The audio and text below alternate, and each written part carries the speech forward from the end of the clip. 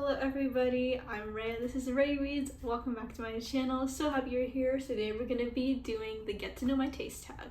Quick little channel update for you Hunger Games fans. I really enjoy doing the series where I reread Hunger Games books and I'm putting together those vlogs from like a month ago.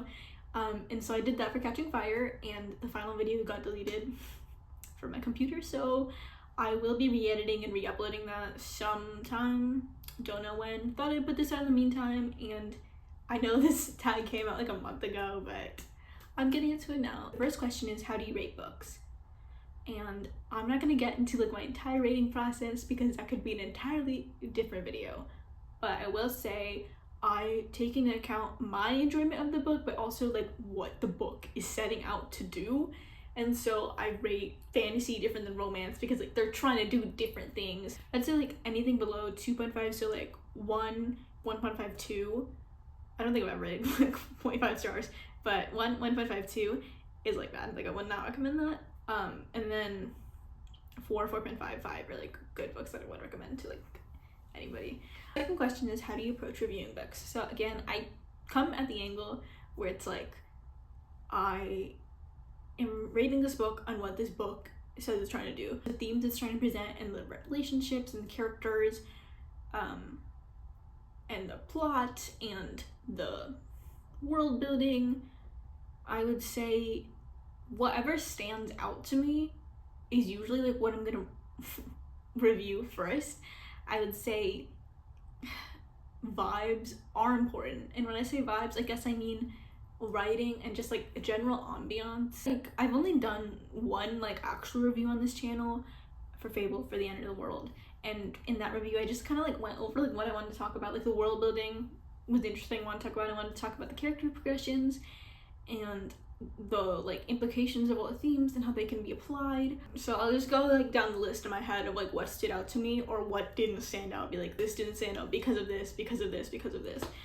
And if you are interested in examples, please watch my best and worst books of 2024. Number 3 is, what's the book that made you a reader? And I have luckily started out reading when I was pretty young, but I would say the book that got me into this kind of spiral, it was in the 4th grade, and before the 4th grade I didn't really have good reading comprehension at all. Like I'd read a book and retain nothing. It was Wonder by R.J. Felicio. That was a book that I just understood, and I literally reread it in January. You can see me talk about it in my previous wrap up. It's just such a good starter book for like late elementary kids. It's about like this unique kind of character but you don't see in your normal life, and it's about everybody else's reactions to the character. I think that book really exposed me to like learning about other people and getting different perspectives, which really shifted into today. But pretty soon after that I read The Land of Stories, and this just transformed my life in another way. I love fairy tales when I was growing up, I still do, and I also just love like the dark fairy tales, like the original fairy tales, like not the Disney ones. The main characters get transported into this world where it's just like the fairy fan fiction about the fairy tale characters after they're like happily ever after their stories.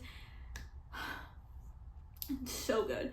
It's so good. Like I read that book in like 2 days. I swear. Like that was like the first time I ever read a book that short. I definitely recommend both those books to late elementary school, or even now, you know, never too late. Do you have a genre niche? I really like challenging myself to read across all different genres, except for horror. I'm not doing that. My favorites of the year have lately been literary fiction, so usually I'm excited when I read literary fiction, because especially if it's like an immigrant family or something, I'm like, okay, like we're gonna get into some generational trauma. Like I also love a good fantasy, I love a good romance. I just love stories that like showcase the world and like start conversations again. Like there was like things that I've wondered but like I've never like had the words to say until these books. Do you generally prefer character driven or plot driven stories? So I'd definitely say character, but I'm thinking about Six of Crows, and especially Cricket Kingdom. I don't remember the plot, but I remember being so intense and being so hyped over Six of Crows and Crow Kingdom and like the characters. Like it's about like the characters and the decisions they make and how it impacts them and what they're thinking, and I'm reading for like to get to know these people and their circumstances and their perspectives. It's a book you love so much that you don't care if others don't like it. So I wouldn't say others don't like this. Well, I don't love this book like that much because it's not like one of my favorites, but I love The Folk of the Air. Yes. Like, you heard me rant about the Land of Stories, you think I'm not gonna like The Folk of the Air? But I get people's like gripe with this series, but this is my guilty pleasure. Like, I reread this series last November, and for me, you have to be a very specific type of obsessed child to love this series, and that's me. Okay, what's my favorite thing about the Quillbrand?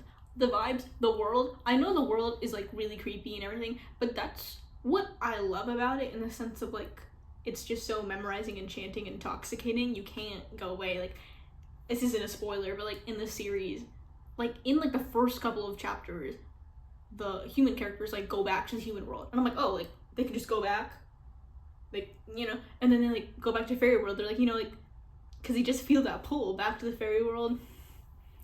And yeah, that's very nostalgic for me. What's a book you love so much that if someone doesn't like it, you know, your reading taste don't align?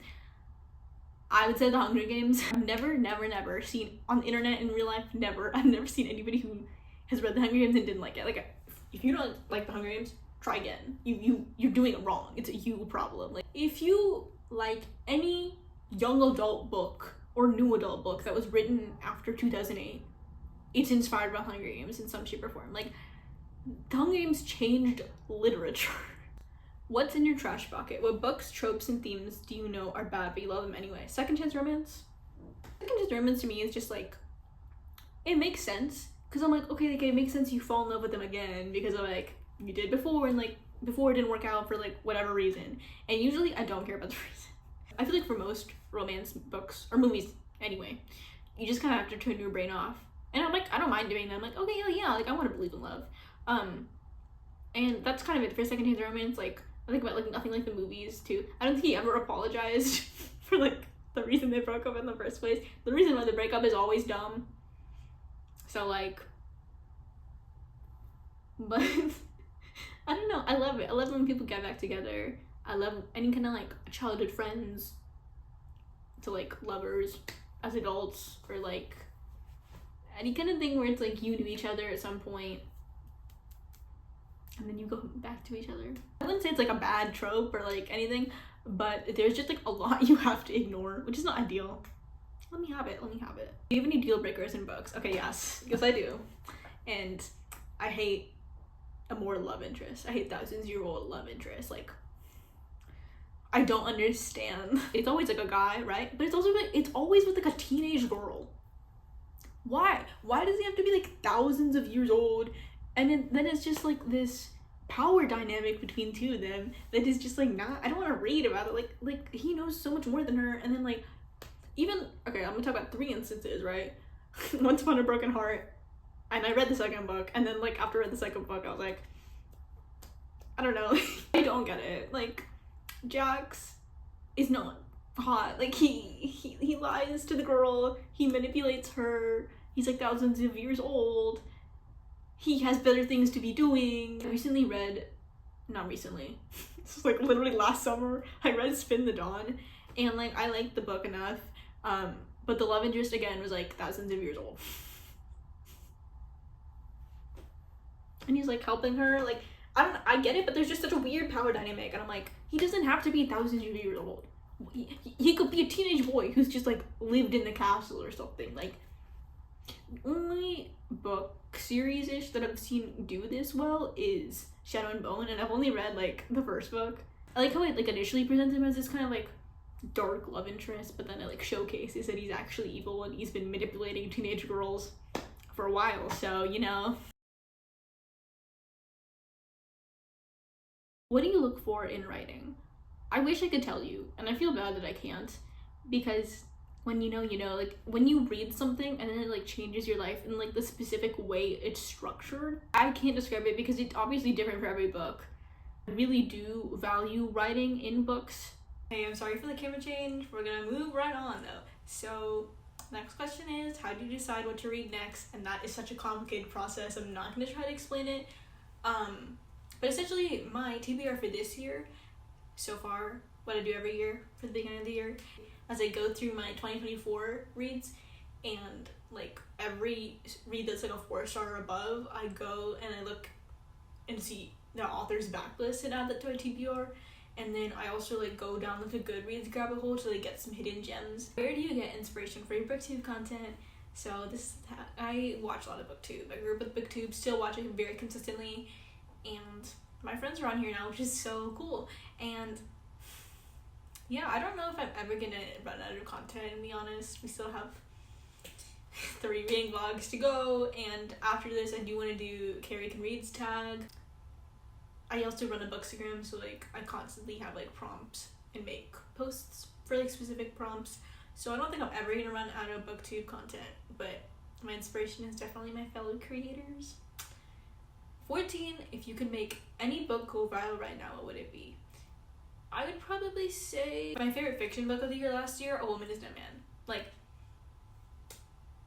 if you want to hear my praise about it, go watch it. It just deals with the Palestinian family, generational trauma, and role of women in different kinds of societies, and it deals with domestic abuse, and it's just like all these things that other books try to like deal with, and they do it badly. And I just want to give my flowers to books that are hidden gems. I only heard one person talk about this, Jenny from The Story Ain't Over, and I would like to influence some of you to read it. Another book I'd like to go viral right now is Parable of the Sower by Octavia Butler, but I actually feel like this book is popular. Like, I consider it a classic, so yeah, the reason why I especially think we should all be reading it right now is because it takes place right now. It was written 30 years ago, it takes place right now, feels pretty right, Last question is, who are some booktubers with reading tastes similar to yours?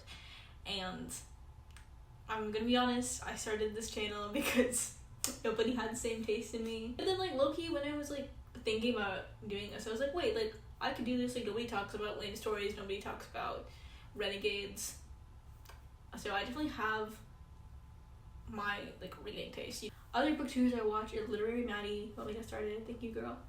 And then I honestly get a lot of my reading recs from Carrie Can Read and The Story Ain't Over. And I also love Sarah Payton Reads. Alright, so there's the end of the tag. It's just so nostalgic. Please consider subscribing, liking the video, commenting what book you think defines your taste. That's it for today. Thank you so much for watching.